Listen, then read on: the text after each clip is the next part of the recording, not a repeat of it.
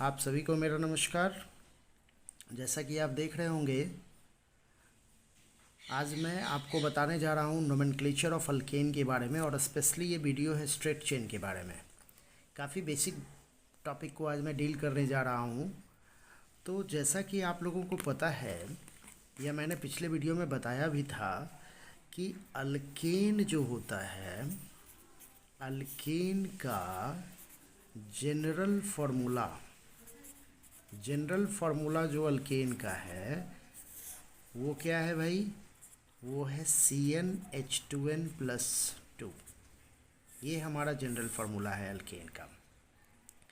यहाँ पे C क्या है? कार्बन है, और H क्या है? हाइड्रोजन है। C क्या है? C है कार्बन, और H हमारा क्या है? हाइड्रोजन। और इस फार्मूला में हम लोग क्या करेंगे? N का वैल्यू पुट करेंगे।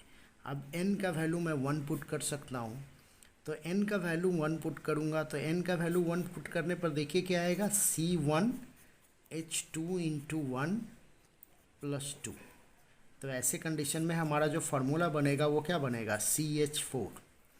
अब देखो, मैं यहाँ पे एक बात कर लेता हूँ। ये एक्चुअली में क्या है? मॉलिक्यूलर फार्मूला है। ये हमारा मॉलिक्यूलर फार्मूला है। फिर मैं इसके स्ट्रक्चरल फार्मूला का बात करूँगा, फिर मैं इसके कॉन्डेंस्ड फार्मूला का बात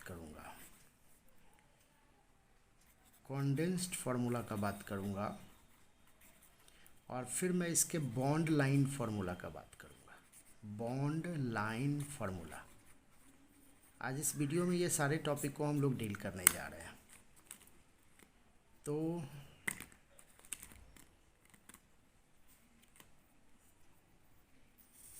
ये हम n का वैल्यू देंगे, यहाँ से हम मॉलिक्यूलर फार्मूला निकाल लेंगे, फिर स्ट्रक्चरल फार्मूला, और फिर कॉन्डेंस्ड फार्मूला, और फाइनली हम लोग बात करेंगे बॉन्ड लाइन फार्मूला का।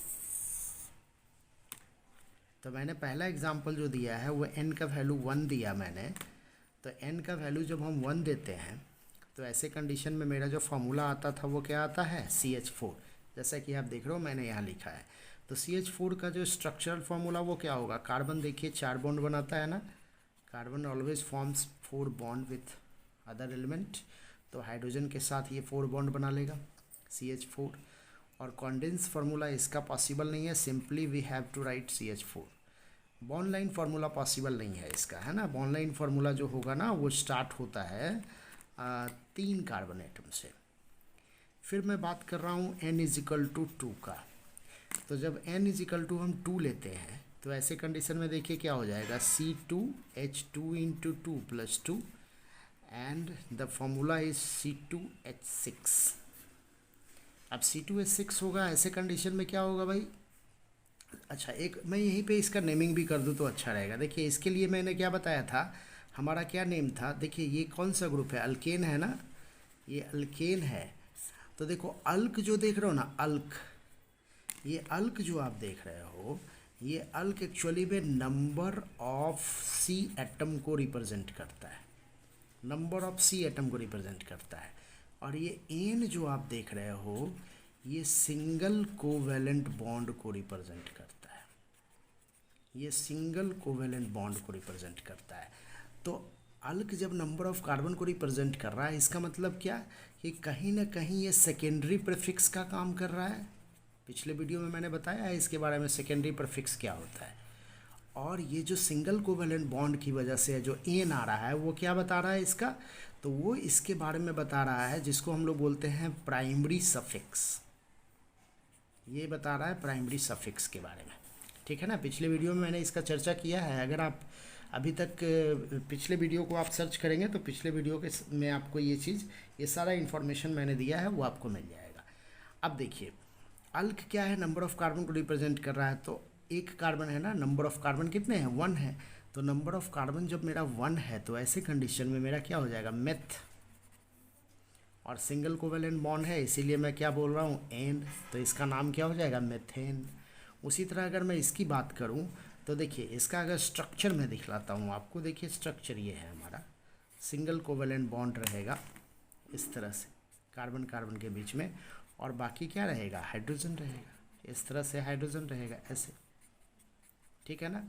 तो सिंगल कोवेलेंट बॉन्ड है तो, और 2 कार्बन है, 2 कार्बन के लिए मैंने क्या बताया है, एथ। 2 कार्बन के लिए हमने क्या बताया था आपको, एथ।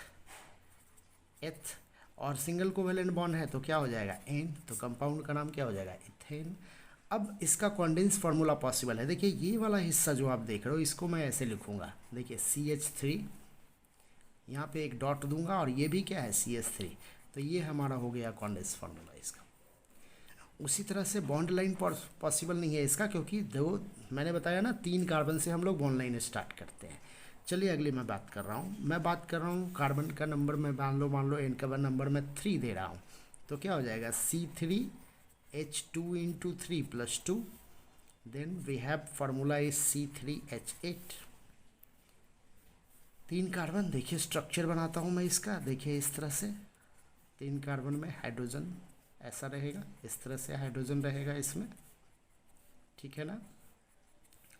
और चूंकि 3 कार्बन है तो 3 कार्बन के लिए मैंने जैसा बताया था सेकेंडरी प्रीफिक्स है, सेकेंडरी प्रीफिक्स में क्या हो जाएगा, प्रोप। सिंगल कोवेलेंट बॉन्ड है तो एन, कंपाउंड का नाम क्या होगा, प्रोपेन। और अगर मैं इसका कॉन्डेंस फार्मूला लिखना चाहूँ तो देखिए ये इस हिस्से को मैं, ये CH3 है तो मैं यहाँ लिखूँगा CH3। ये देखिए क्या है, CH2 डॉट दूंगा और यहाँ क्या दूंगा, CH2, फिर दूंगा क्या है, CH3 डॉट करके CH3।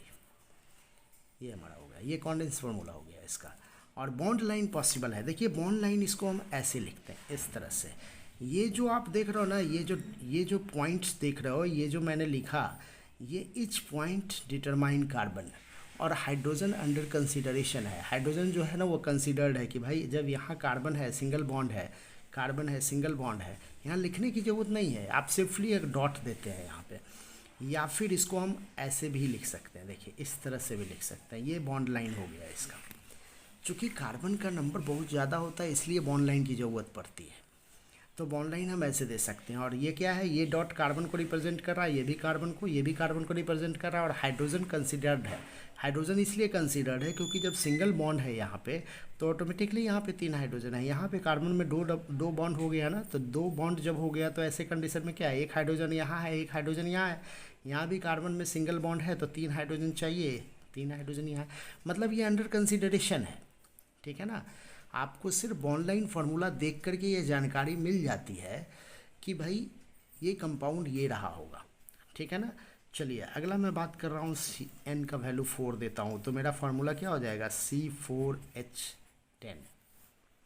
अब C4H10 का अगर मैं स्ट्रक्चर बनाऊँ तो देखिए ऐसा कुछ स्ट्रक्चर होगा क्या, इस तरह से। हाइड्रोजन आप समझ जा रहे होंगे क्या होगा।